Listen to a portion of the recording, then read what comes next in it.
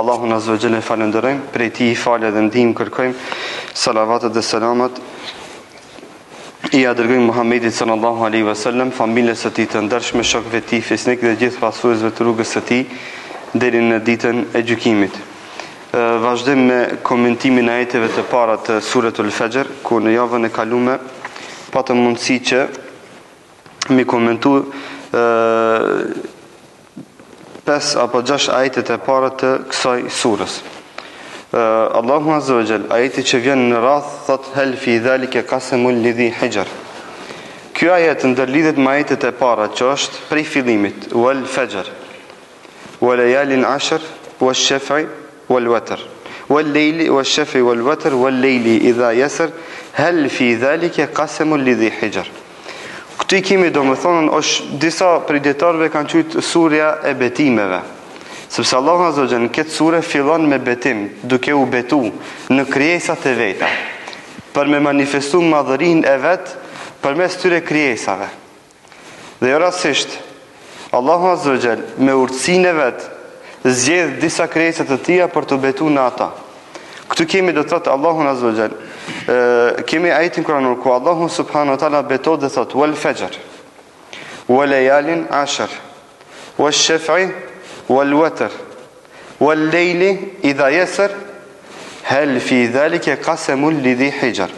Këto janë 5 betime për të cilët apo në të cilët Allahu Azza wa Jalla betohet, të gjitha janë krijesa të Allahut Azza wa Jalla. E para betohet në mëngjesin.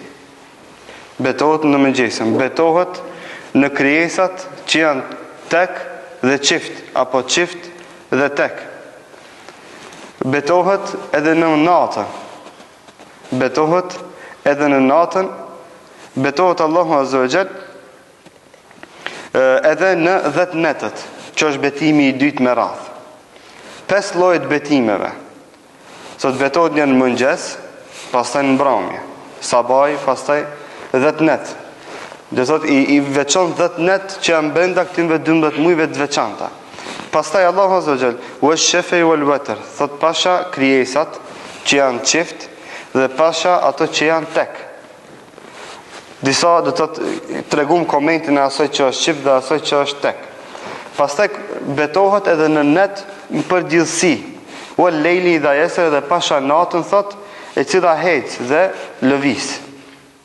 Hal fi dhalika qasamul lidhi hijr. Ajetin që e lam do të thot pa komentuar ndesën e kalum. Është ky hal fi dhalika qasamul lidhi hijr. Drejtohet në formën pyetëse. Kurse është rregull kuranor, kur Allahu Azza wa Jall i drejtohet krijesave në formën pyetëse, don me që me tërheq vëmendjen e tyre. Don që me ju tregu se ka këtu një mesazh të madh. Po këtu lënë se don me tërheq vëmendjen e krijesave me anë të pyetjes, po bile edhe tregon synimin dhe qëllimin e tij se pse ka përmend pyetjen. Thot hal fi dhalika qasamun lidhi hijr. Thot a nuk ka në gjitha këto betime argumente për ata që ka lidhi hijr, për ata që kanë mend, për ata që kanë logjik të shëndosh. Disa komentatorë Kur'anit e kanë komentuar se në të gjitha këto betimet ata që janë të mençur nxjerrin urtësi dhe dobi dhe përmirësojnë gjendjen dhe hallin e tyre.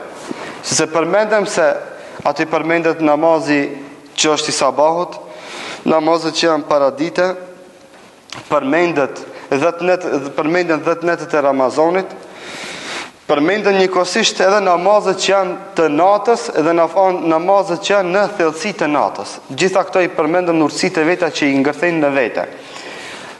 Që do me thonë, se Allahu Azza wa Jall thot, unë përmes ditës dhe natës ty ta kum sistematizu jetën.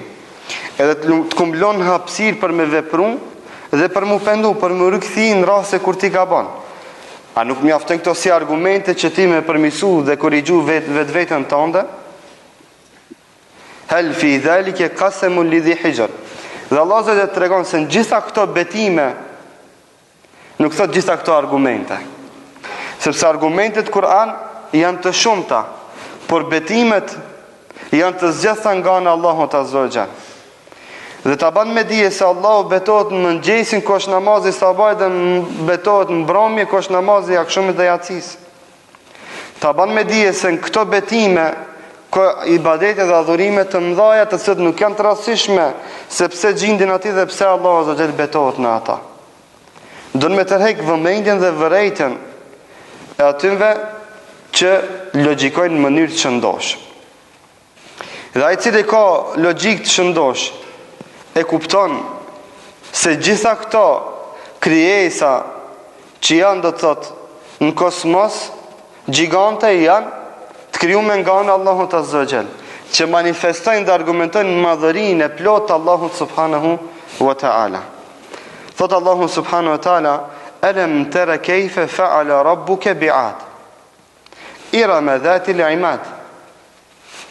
Shiqoni ndërlidhjen e pjesës së parë të ajeteve dhe pjesës së dytë.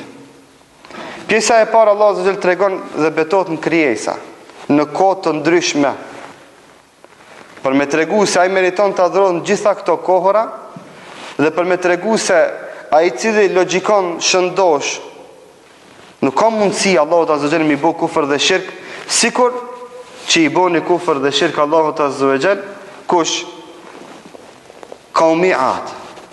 Thot Allahu azza xal: "Alam tara kayfa fa'ala rabbuka bi'ad." Thot ti o Muhammed, tregovu.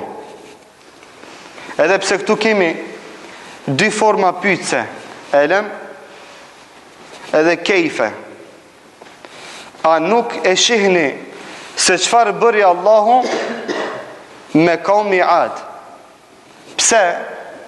Sepse qaumi Ad, gjitha këto argumente që u përmendën në të cilat është betu Allahu, i kanë pas të qarta.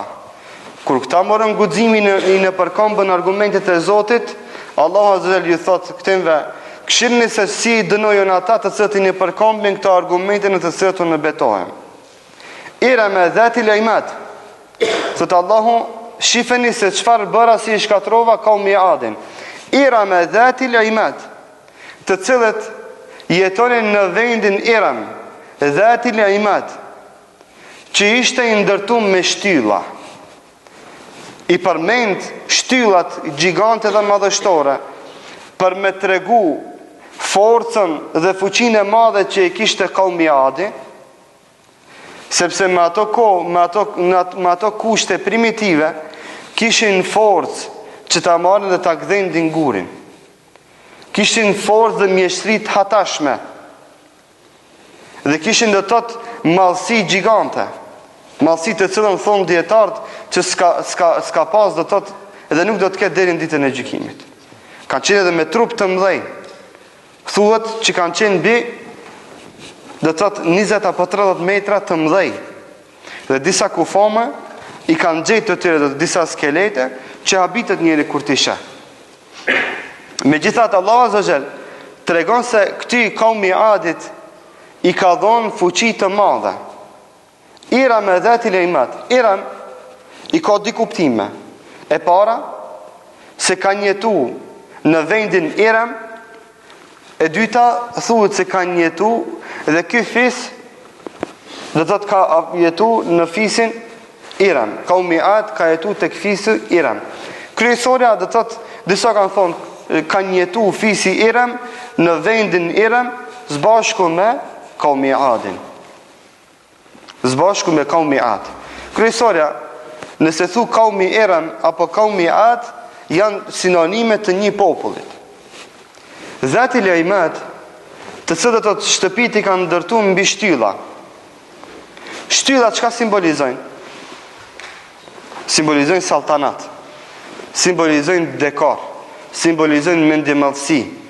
Sidomos në atë kohë, kur me kushte shumë primitive, në rrethona shumë të vështira, Allahu azza xal ka dhënë fuqi që ata me bë saltanate. Por gjitha këto kanë qenë argument kundër atyre. Që ta përmendim ajetin që vjen me radhë më vonë, se si ndërlidhet me këtë që vjen më herët. Allati lam yukhlaq mithluha fil bilad. Thot, edhe kësi lloje të shtëpive të ndërtuara mbi shtylla, thot më herët s'ka pas në historinë, e disa kanë thonë asë që nuk do të ketë. Vendi Iram gjendet në Jemenin e ditës së sotme, me qytet nuk e di, nuk pa takohem me studiu, por kryesorja si shtet, kaumi Iram gjendet në nahi të Jemenit të ditës së sotme. Dhe si popull e kanë pas dhe të pejgamber dërguar mesin e tyre, cilin pejgamber, kush e din? Hudin alayhi salam. Hudin alayhi salam. Dhe Allah Azza wa Jall i përmend di popull të ndryshëm, të cilët kanë pas forcë të hatashme, mallësi të hatashme dhe kanë qenë do të çka mjeshtër të gurit. Populli i parë është kaumi Ad, apo?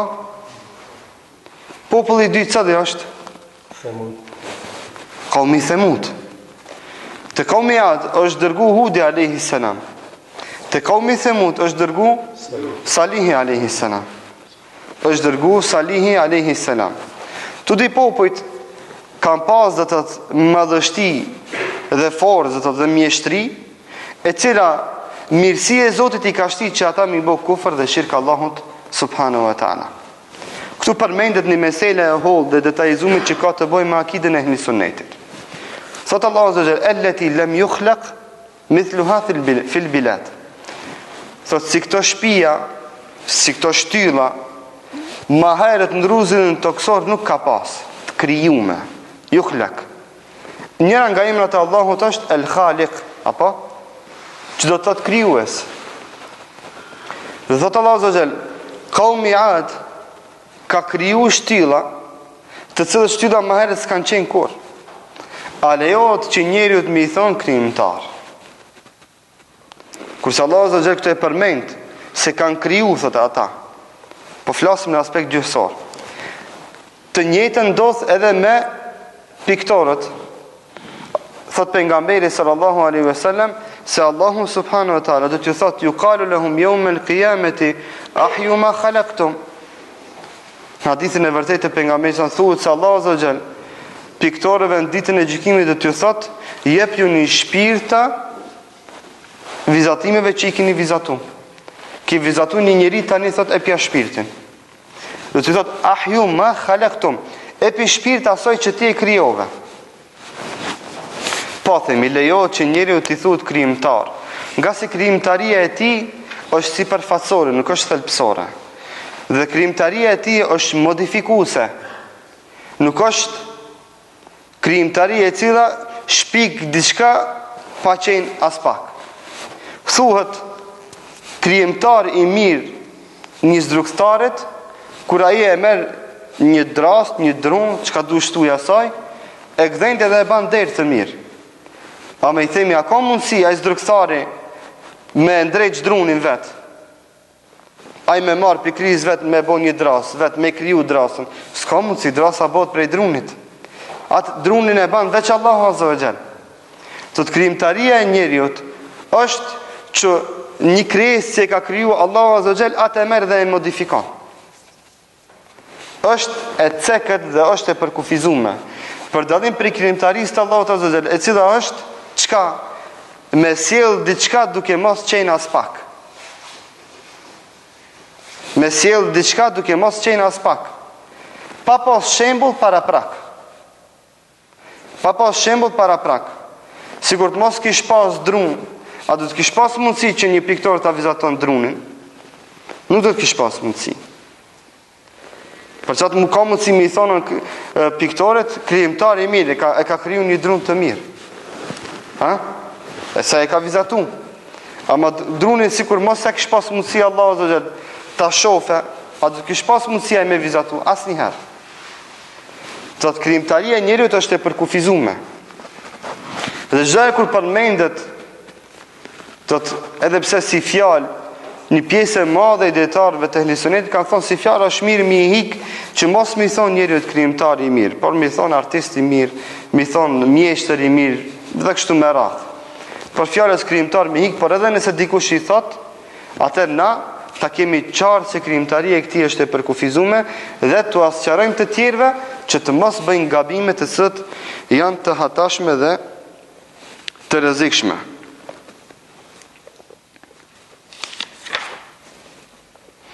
Wa thamud alladhina jabu as-sakhra bil-wad. Wa thamud alladhina jabu as-sakhra bil-wad. Thot Allahu Azza Jall, edhe Thamudët, populli i Thamudit, të cilët i sjellën sakhr përmendet. Sakhr janë karpa të mëdhaja. Thot edhe populli i Thamudit, i cili popull pat forcë dhe fuqi, që karpat e mëdhaja prej kodrinave të sjellën në lugina. I kanë marrë karpat trak, e kanë sjell karpat këto dhe çka? Prej atyve karpave kanë bo shtëpia të tyre. Apo kanë marrë kodrat e mëdhaja, i kanë hapë në brendi dhe çka kanë bo vendbanimet e tyre në për kodrat të mëdhaja, që janë të thotë thuajse të pamundshme që ato mi hapë. Në këtë kohë të të nevojitet për eksplozive dhe dinamite shumë specifike dhe të veçanta që mi hapë ato karpa të mëdhaja, ata me dore kanë bo një gjatë tillë. Allah zërë ka dhënë atë forcë, atë fuqi për me isprovu. Dhe Allah zërë isprovoj dhe i shkatrej këto dy popuj si pasojë mos përfilljeve të argumenteve të pejgamberëve dërguar tek ata, me një krijesë tjetër që në syrin e timve ishte shumë e lehtë. Ishte shumë e rëndomtë. Kaumi Adin e shkatrej me çka? Me erë të fortë dhe me piskëllim dhe me trishtim. Dhe 7 ditë e 8 net vazhdoi azabi të këtij popull. Derisa shumica prindëve u strehun në shtëpitë e tyre, dhe Allahu Azza wa Jall çka dërgoi erën që mi nxej prej shtëpisë. Dhe thuhet në disa komente, në disa hadithe të pejgamberit sallallahu alajhi wasallam, se Allahu Azza wa Jall e la një ditë të qetë që ata me dalë prej shtëpisë. Dhe çka thot Allah, sar'a ka'annahum a'jazu nakhlin khawiya. Dhe Allahu e çoi erën, se ata i shashtrisi dhe u apkut ke kokat, sikurse kur e pkut majën e hurmës e cila është në plak. Keni pa hurma, druni, palma, është kështu në këtë formë, do të ashtu i ka degat. Kur vjen era e fort, hurmën plak e pkut, ja merr atë pjesën e sipër me që e ka. Dhe thot Allah Azza Jall, ashtu era e fort, këtimve kaumi Adit që mendojshin se janë shumë të fort, vapkut ke kryt, sikur me konë gjethe dhe drunj të hurmave. Kurse kaumi i Themudin, të cilët morën guximin çka? Mi bo kufër Allahun Azza wa Jall.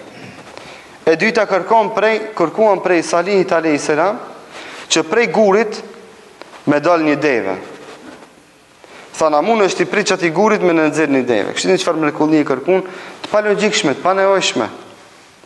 Por Allahu Azza wa Jall ja mundsoi dhe ja dha këtë mrekulli Salihit alayhis salam dhe prej gurit, prej shkombet e nxjerrë një deve. Dhe Allahu Azza wa Jall ju tha fadharuha ta'kul fi ardillah, edhe lënini të kullote në tokën e Zotit, mos e ngucni. Ata çka banën? Fa aqaru naqa, thot Allahu Azza wa Jall. Morën guximin dhe e therrën devën dhe si pasojë e therrjes së devës, Allahu subhanahu wa taala vaqe atim vetë çka? Tërmetin, pisklimën, të trishtimin e madhe, edhe çka? Erën e fortë. Dhe i shkatroj. Edhe pse të njëjtit mendon se shtëpitë e tyre mahnitet se të mëdhaje gjigante kanë me imbrojt nga dënimi Allahut Azza wa Jall, Allahu subhanahu wa taala do thot i shkatroi, do thot komplet me çdo send që kishin pas ndreq me durët e tyre. Kaumi Thamud ata që kanë shku në haç për tokë, e kanë pas se kanë ahije e Tebukit, janë deri në ditën e sodit, shtëpitë e kaumit Themudit, edhe pse nuk i lejojnë për vizita, por do të thotë në të kalimit me siguri që xhallarët kanë bërë me dije se këtu gjendet kaumi Themud. Pejgamberi sallallahu alaihi wasallam ka urdhëruar që në vendet ku Allahu azza xal ka urdhëruar popull apo narodet më hershme, ka urdhëruar që aty mos më ndal dhe me hec sa më shpejt. Nga frika që të mos vjen azabi i Zotit në atë vend përsëri. Dhe këtu çem mesazh për gjithë muslimanët të shkojnë apo planifikojnë me shkuën pushime sikur në vendin që është deti i vdekur. Është vend ku ndalohet me shkuën pushim. Është vend ku Allahu azza xal e ka shkatruar popullin më të nënçmuar në historinë e njerëzimit, popullin e Lutit alayhis salam. Dhe nuk ban me shku në ato vende, sepse është vend ku ka azab dhe vend ku mund të zbret përsëri azabi dhe dënimi i Allahut subhanahu wa taala. Wa Fir'auna dhil autat. Allahu azza xal shikoni përmend kaumi Ad, përmend kaumi Thamud, përmend popullin kanë Fir'aunin. Edhe shumica e komentatorëve thonë se është për qëllim Firauni, i cili ka jetuar në kohën e Musës alayhis salam. Fjala Firaun është fjalë që i kanë thonë përpara në kohën e Musës alayhis salam, në Egjiptin e vjetër të atij zamani, i kanë thonë udhëheqës të shtetit, dhe Firaunët janë të shumtë, me emra të ndryshëm. Edhe këto është për qëllim Firauni i Musës alayhis salam, apo Firauni i cili ka sundu në kohën e Musës alayhis salam. Përmend popull, përmend do të thotë këtu përmend dy popull, pastaj përmend një individ. Kaumi Ad dhe kaumi Thamud, edhe pse kanë qenë shumicë dhe si popull, edhe pse kanë qenë të fortë, Allahu i shkatroi. Këtu përmend edhe Firaunin, e përmend njëjës, thotë edhe Firauni dhil autat, i cili kishte dizgina në dorë. Kështu është komenti i ajetit, kështu pak më bukfal. El-watat i thot kërpeshit. Pse i thot kërpeshit? Sepse me kërpesh e lidh shtëpinë tënde dhe e përforcon. Edhe Firauni fronin e vet, shtetin e vet e ka përforcuar me ushtrinë e madhe që e ka pas. Për këtë shkak çdo kur përmendet kërpeshi, është për qëllim forca dhe bashkimi. Dhe për këtë shkak Allahu azza xal kur i urdhëron muslimanët që të bashkohen, thotë wa'tasimu bihablillah, kaponi për litarin e Allahut. Përmendet habl apo watat si simbolik e bashkimit dhe forcës, sepse kur të lidhen besimtarët, atë janë të fortë, edhe çaj penj i cili është i fortë e lidh një shtëpi, një strehimore e cila është shumë e madhe dhe e mban qëndrueshme. Edhe kështu lidhet pushteti. Kështu lidhet udhëheqësia dhe Firauni pushtetin e vet, pallatin e vet, çka e ka përforcuar me ushtri të madhe e të fortë. Që ka mendu se me anë të kësaj ushtrie ka me jetu deri në ditën e gjykimit. Dhe kjo ushtrie madhe dhe gjigante e armatose dhe thot me gjitha llojet e armatimeve të asaj kohe, çka në vend sa Firaunit t'ia shtojnë imanin dhe besimin dhe modestin, ja kanë shtu mendjemasin dhe kufrin. Derisa ka pretendu se është Zot. Derisa i vrau ata të cilët besuan Allahun azza wa xal. Dhe përmendet të mesela tjetër të Firauni në kohën e Musa alayhis salam, i cili pushtetin e vet e ka lidh me gjitha mekanizmet për ta mbrojtur pushtetin e vet. Pse? E para, popull që i ka pas si rrezik, çka ka ndodhur me Ben Israilit që i ka pas si rival të tij? Çka ka bëu Ben Israil? Yudhabbihuna abna'akum wa yastahiyuna nisa'akum. Tot Firauni ka urdhëruar që çka me vavra djemt, meshkujt. Wa yastahiyuna nisa'akum. Kur i ka vrarë meshkujt, kalmet vesqikat, të cilët apo veç gratë, të cilëve gratë s'ka pas kush më u dal krah. Si kur s'ka pas kush më u dal krah, ka marrë dhe i kanë në përkom derin e timve. Dhe kur don me humb dikush krenarin edhe forcën e një populli çka vazhduk meshkujt. Vazhduk meshkujt. Sikurse është strategji dhe plan në nivel global, botror, që në vendet ku jetojnë musliman, qofshin ato shumic apo pakic, çka ginekologët me pas urdhën botror që mi këshillu njerëzit për abortus. E në veçanti kur shohin se ka mashkull, ka ujë në trun, nuk zhvillot mirë truni, nuk bot ajo, nuk bot kjo, nuk është rritë sa duhet, me qëllim ka dollë ki ultrazon, s'ka dollë për të mirën tonë. Shiqoni se sa janë këshillat në Evropë, ku nataliteti është shumë i vogël, për abortim edhe merrni dhe shiqeni statistikat sa janë këshillat për abortus në vendet ku ka musliman. Kjo është strategji e Firaunit, që çka, kur t'i shkatrojë meshkujt, t'i esin gratë që t'i në përkomba ata, dhe t'va humbe krenarin, dhe t'a humbe atë popull me ka krejt. Dhe na musliman duhet qenë syqel. Pse Firauni këto këshilla pikrujt i ka marë? I ka marë prej sejirbazëve. I ka marë prej sejirbazëve, prej gjinve, prej shejtanëve. Të cilët që e kanë thonë Firaunit? I kanë thonë, o Firaun, na jemi të parapa një sent, se ka me ardhë së shpejti një djalosh nga Beni Israelet, i cili ka me ta riziku pushtetin tëtë. Edhe që ka banë? Urdhëron ushtrinë e ti që çdo fëmijë, çdo djalosh që ka me lind të vritet, që ai ta mbroje fronin e vet. Edhe jo muslimant e kanë hartu kjo strategji që në vendin ku ka musliman, çka çdo i ditë ginekolog të këshillon për abortim. Sidomos kur është mashkull. Sidomos kur është derisa kanë ndiku dhe kanë arrit në atë gradë që ginekologi që është vepër penale, që kur një klientit i t'i ban 2.3, do të mundohet me krejt pikat negative të lindjes të binde edhe burin edhe gruan, sidomos grujen, që është si krejës ma e dopë, se bol i ki që kaqë.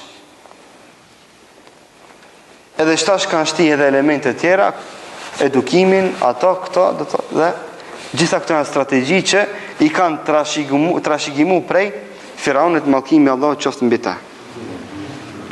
Alladhina taghaw fil bilad. Sot të cilët me forcën që va dha Allahu azza wa jall, këtu kthehet edhe te qaumi Ad, edhe te Thamud, edhe te Firauni, që Allahu i shkatroi, taghaw fil bilad, çka e teprun me zullum në tokë. Taga sheje jetë gahu është kur zullumi dhe padrecia të arije kulminacione.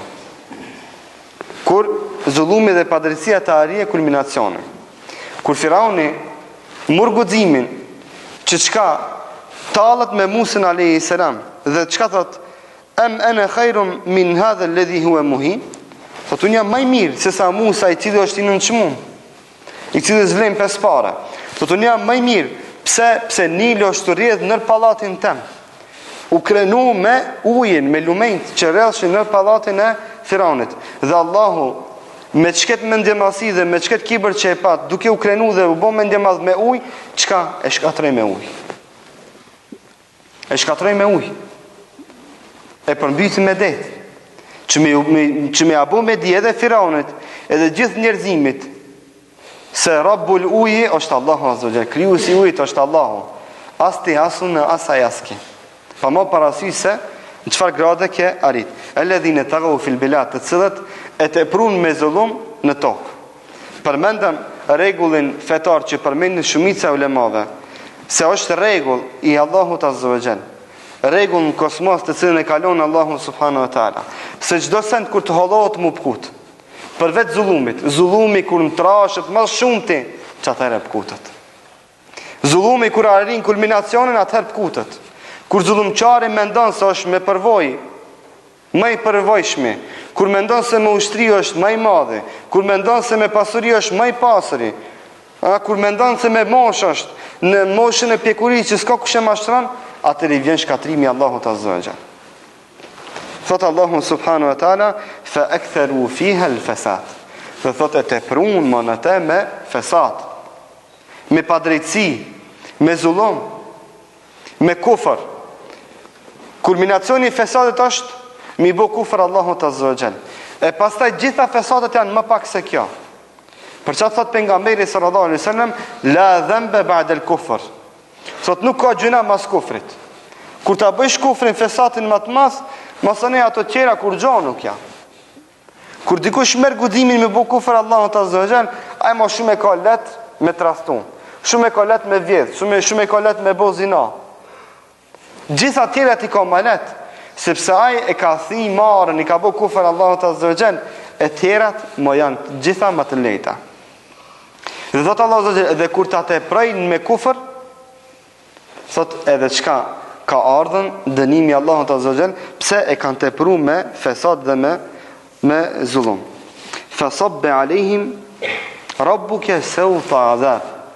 Thot Allahu azza wa jall, dhe Allahu atëndë u azbriti kam gjikun, apo shkopin, apo thuprën e azabit dhe dënimit. Që të regon se gjitha këto dënime të Firaunit, të kaumi Ad, të kaumi Themud, ka në ardhë me urdhën direkt nga ana Allahut azza wa jall. Dhe që të regon se gjitha këto urdhëna vinë nga Allahu azza wa jall, i cili është lartë mbi arsh.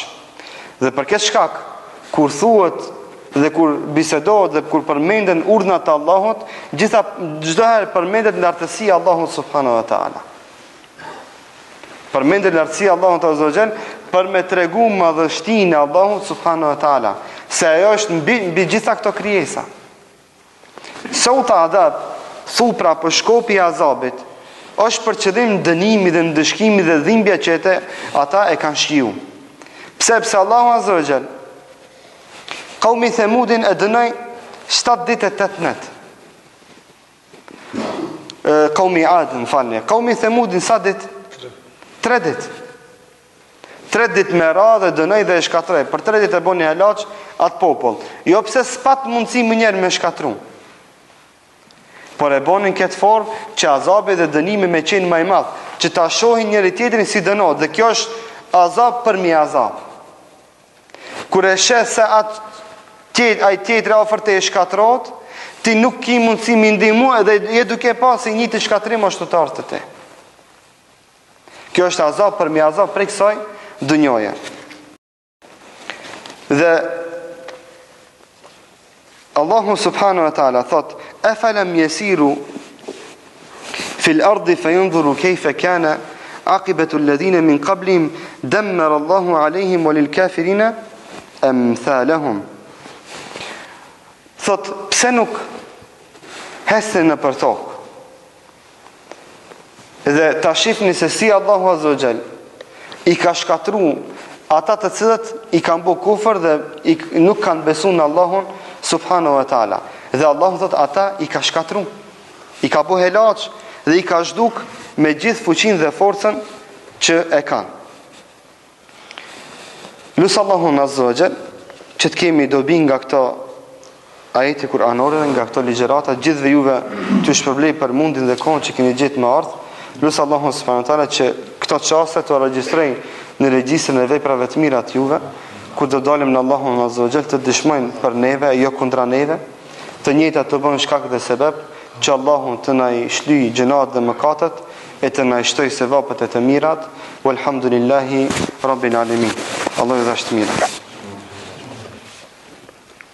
Vazhdojmë inshallah me pjesën tjetër në javën e ardhshme.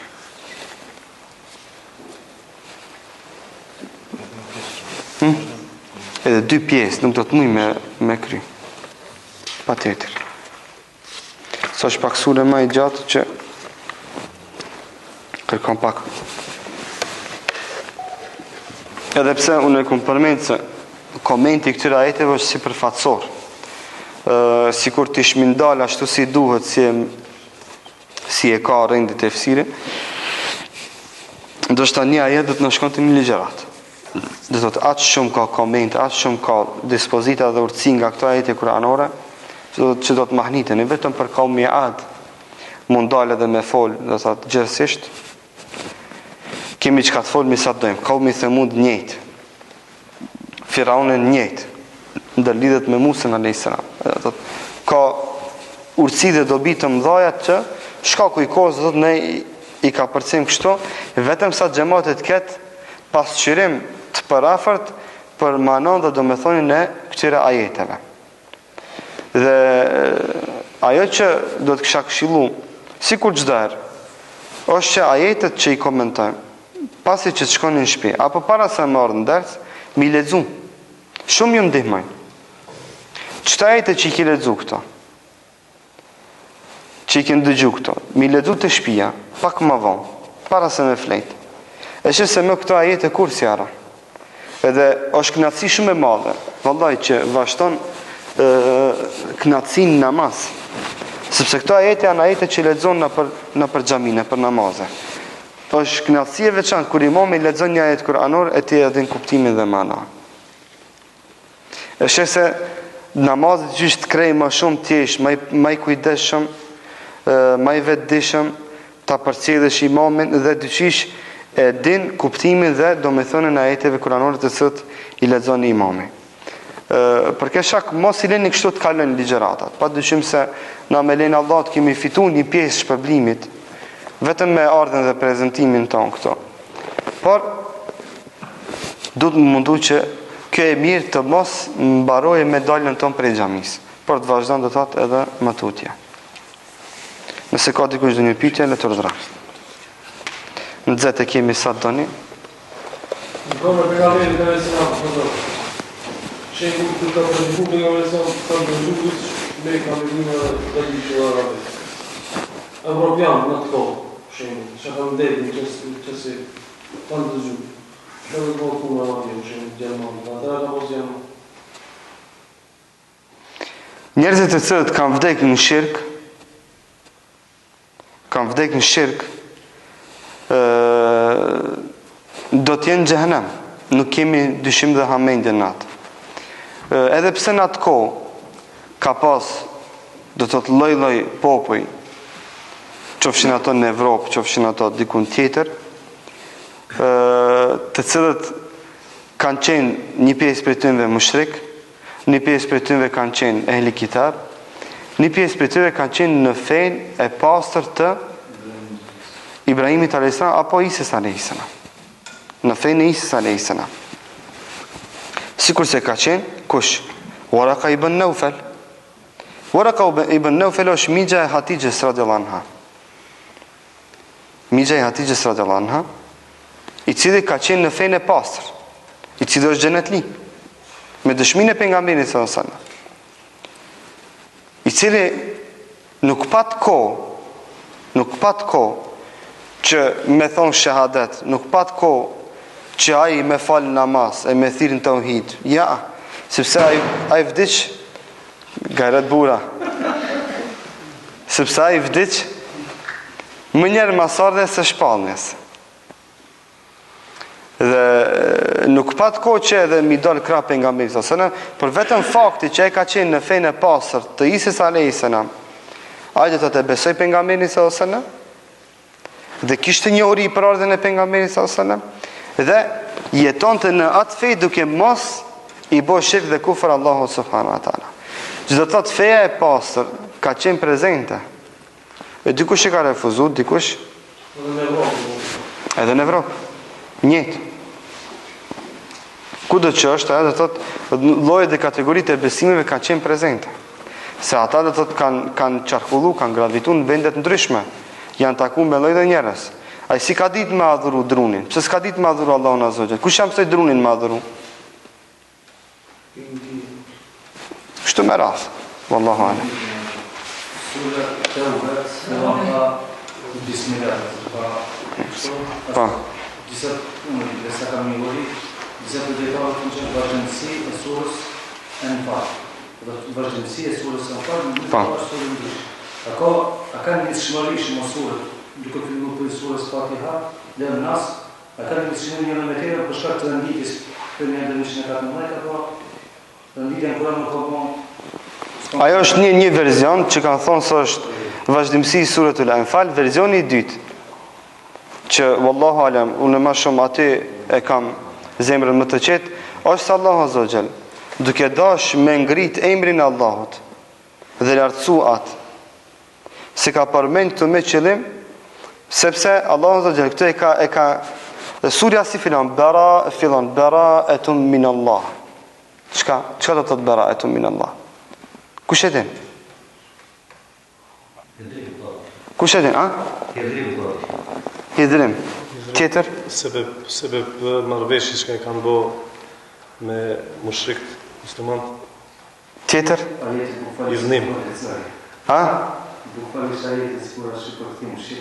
Si është shqip? Të lirim nga në Allahut dhe të dërguarit e tij për çdo detyrë nga çdo detyrimi nga idhujtarët në të cilët kishin bërë. Gabim është e përkthim, distancim është bara.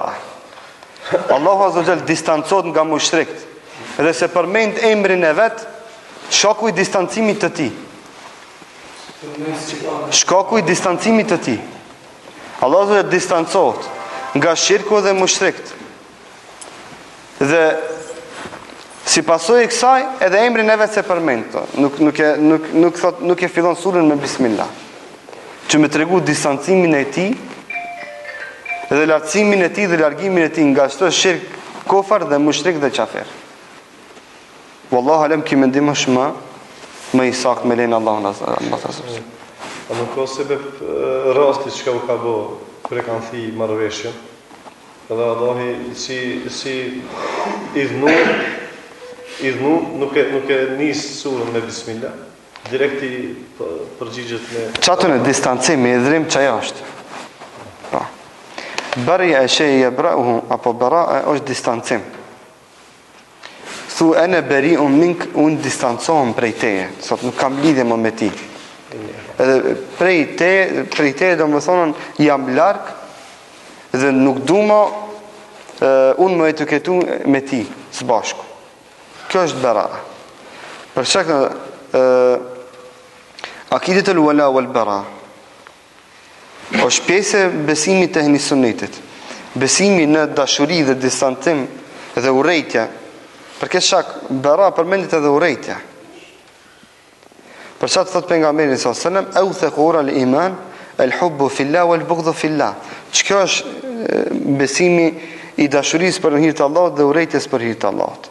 Distancimi, do thotë, urrejnë dhe largohesh prej tij. Thot, hallka më e fortë e imanit është dashuria për hir të Allahut dhe urrejtja për hir të Allahut. Dhe Allahu Azza këtu tregon distancimin e tij dhe hidhrimin e tij ndaj mushrikëve dhe shirkut. Dhe për këtë shak se fillon surën me bismillah, për me tregu hidhrimin e tij ndaj ai lloj i njerëzve, dhe ky hidhrim vazhdon deri në ditën e gjykimit për gjithë mushrikët dhe gjithë llojet e shirkut dhe për gjithë kafirat.